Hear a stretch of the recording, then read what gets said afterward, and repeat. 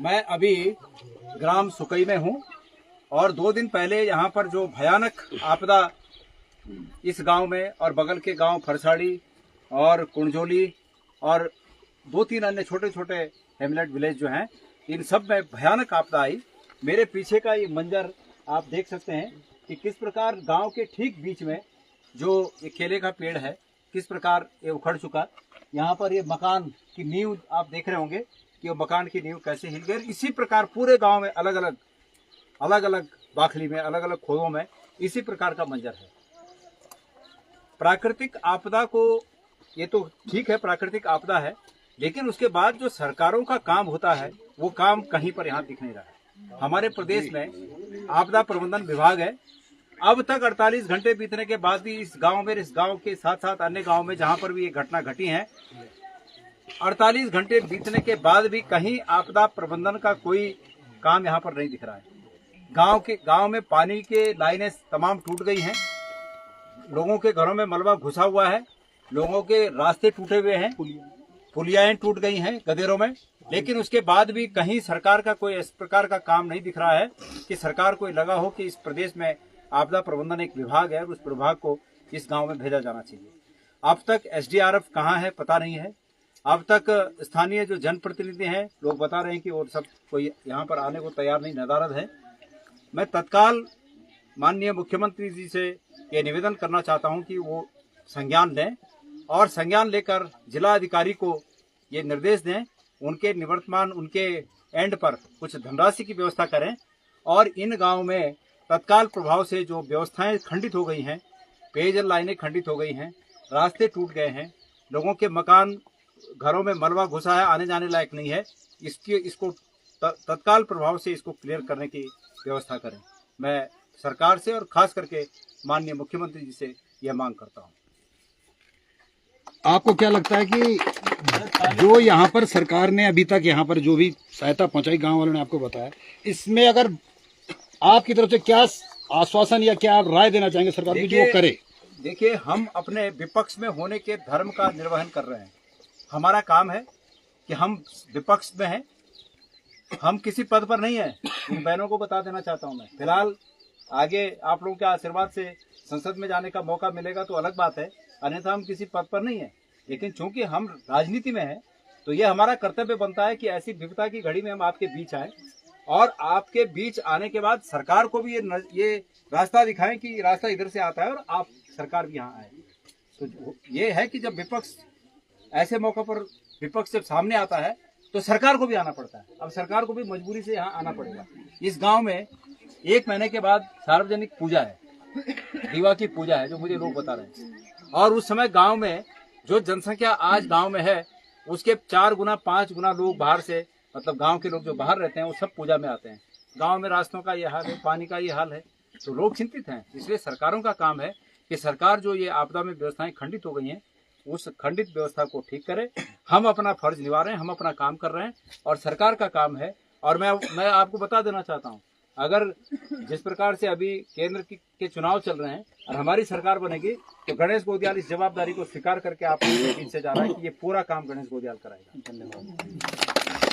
और फिलहाल इनसे सातुरेगिन सासमु और सबड़ागी रेगिन बुआरी मु जो सत्ता में बैठे हैं सातु मुछ सही बात है। तो अभी हम सत्ता में नहीं, हमारा काम चा उतई ऐना दिखाओ ये खावा ये देखा ताकि वो खो ना और ये देख कर जो तब तुम कुछ करना। धन्यवाद। ठीक है, और जीत जो रहा है तो तब चिंता नहीं करें, तब तुम्हारा घरा बाट होना, तुम्हारा द्वार तक का बाट होना। अरे कूड़ा भी बना सको अच्छी बात है, लेकिन आशीर्वाद है कि हम कूड़ा भी बना सकें। तो ठीक है, धन्यवाद।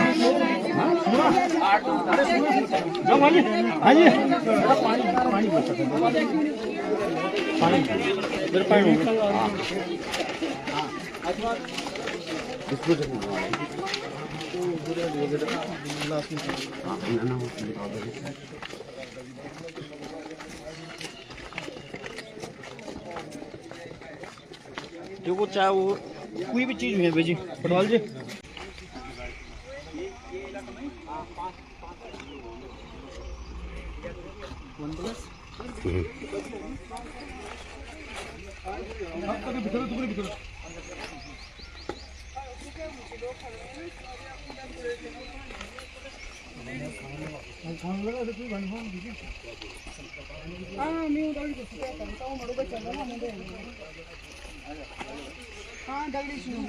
फरसाड़ी, साथ में कुंडजोली, सुकई, जिवई, बुडलखील, इन हेमलेट विलेजों में और इन गांवों में इस बादल फटने की घटना से बहुत ही नुकसान हुआ है।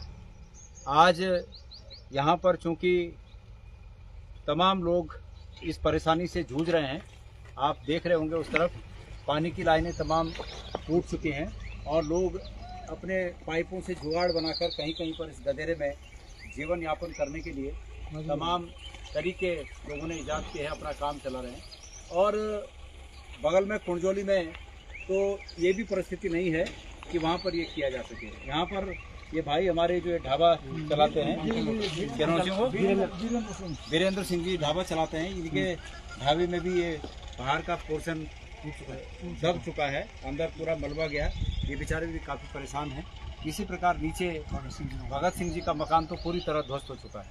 मेरे साथ आज इस कार्यक्रम में यहाँ पर जो ये पूरे गाँव का हम भ्रमण कार्यक्रम कर रहे हैं, मेरे साथ यहाँ विकास खंड के सम्मानित प्रमुख साहब श्री राजेश कंडारी जी, यहाँ पर जिला पंचायत की हमारी बहन सदस्य राधा कंडारी जी, भाई यहाँ पर कविंद्र इस्टवाल जी और सुरेंद्र रावत जी, हम सब लोग और हमारे स्थानीय यहाँ पर हमारे सम्मानित ब्लॉक अध्यक्ष जी, सभी लोग यहाँ पर इस आशय से आए हैं कि सरकार का ध्यान इस समस्या पर जाए।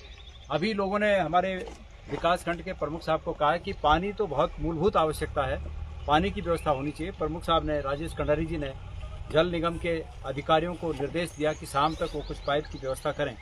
मेरा सरकार से ये कहना है कि करीब 48 घंटे का समय करीब होने जा रहा है और 48 घंटे के समय में जो मूलभूत आवश्यकता, कम से कम पानी की लाइनों के संयोजन की जो जरूरत है, उस पर भी सरकार अब तक यहाँ पर कुछ नहीं कर पाई।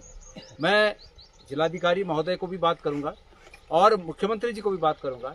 मेरा निवेदन मुख्यमंत्री जी से ये है कि ऐसे स्थितियों के लिए कम से कम जिला अधिकारी के एंड पर कुछ ऐसी धनराशि रखी जानी चाहिए, उनके एंड पे ऐसी धनराशि रखी जानी चाहिए कि ऐसी तात्कालिक आवश्यकताओं की पूर्ति के लिए वो उसमें से पैसा खर्च कर सके। अभी यहाँ पर एक कुंडजोली गांव में 100 मीटर पाइप की आवश्यकता है।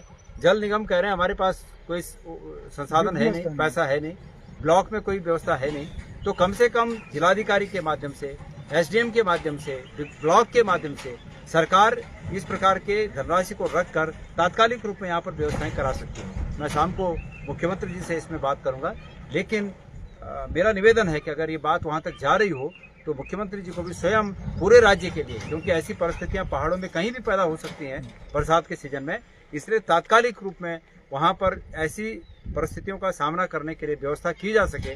कुछ पैसे की व्यवस्था जिलाधिकारी के विवेक पर छोड़कर वहां पर रखना चाहिए ताकि तात्कालिक व्यवस्था हो सके।